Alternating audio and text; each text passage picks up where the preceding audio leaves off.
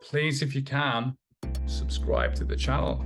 Only 20% of people who watch my videos are subscribed. By subscribing, it gets this message out to more people. All of this content I put online for free. Yay! It's in the hope that it helps people who can't otherwise access the help that they need. So by supporting me, supporting people just like you. I was with Joshua. When she came back upstairs, I handed him to her, and the minute he went into her arms, he died.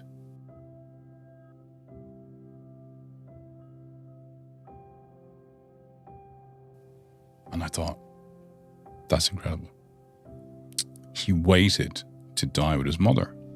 And I thought, that's really primal. It's really something far greater than anything I can comprehend has happened right now.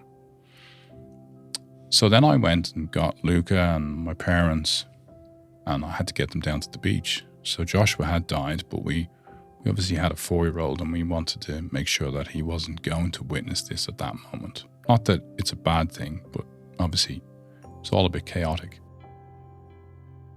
So I went off, got him to the beach, and came back. When I came back to the house, I walked into the bedroom and I witnessed the most primal act I've ever seen in my whole life.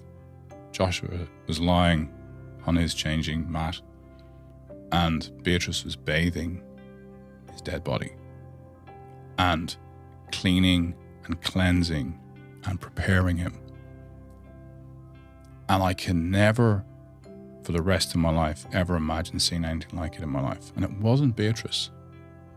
What I saw was a primal being doing something that was innately deep within us and knowing how to do it. And doing it in such an incredibly loving way that it was astounding. And she'd been with him for an hour at this stage.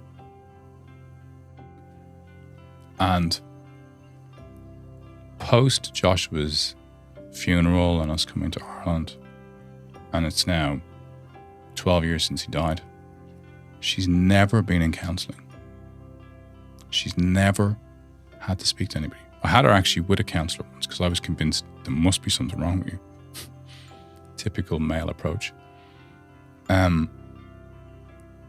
I look back at it now, and I often reflect on this. And when I'm speaking to corporates, this is always a hard thing to hear.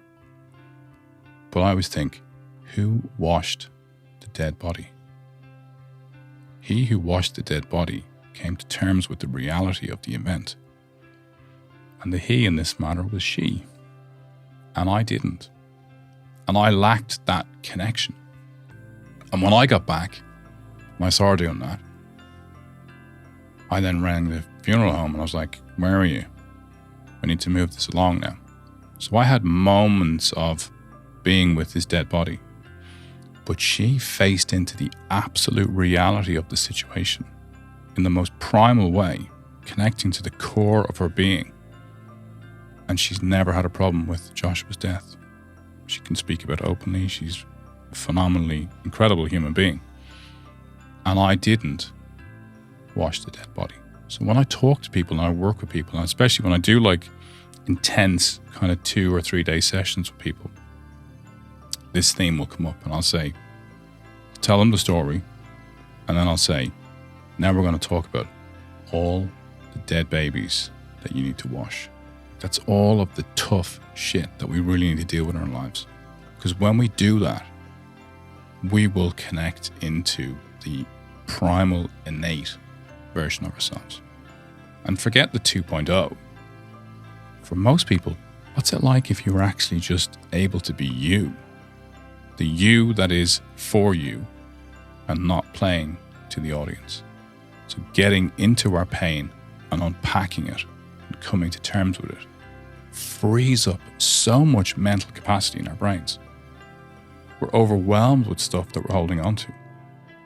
And we're compounding it with the next thing and the next thing and the next trauma, the next trauma. Unpack them all.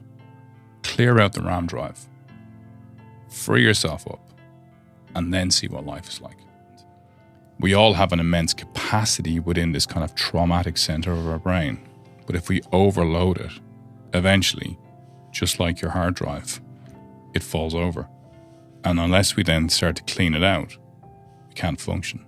So for me, a lot of people will often talk to me and think, well, oh yeah, so Joshua's death really, knocked you for six. I think Joshua's death was the straw that broke the camel's back. I was trying to hold a lot of shit together for a long time, and something had to give. And in so many ways, I'm really thankful that it did. Because I think if Joshua had lived, I don't think my marriage would have survived. I don't think I would have survived. I think I probably would have died from some health issue, but potentially from suicide, because it was all just ratcheting up in my head.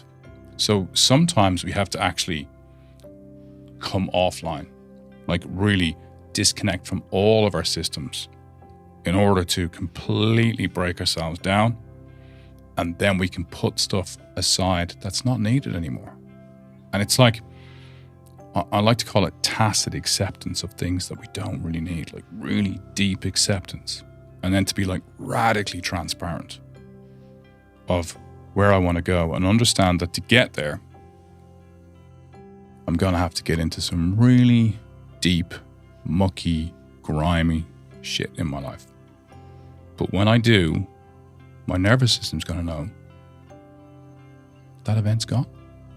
And for me to be able to sit here and talk about Joshua's death and use the words death, dead, not past, somewhere else in a better place, because that's all language that obfuscates reality in our brain.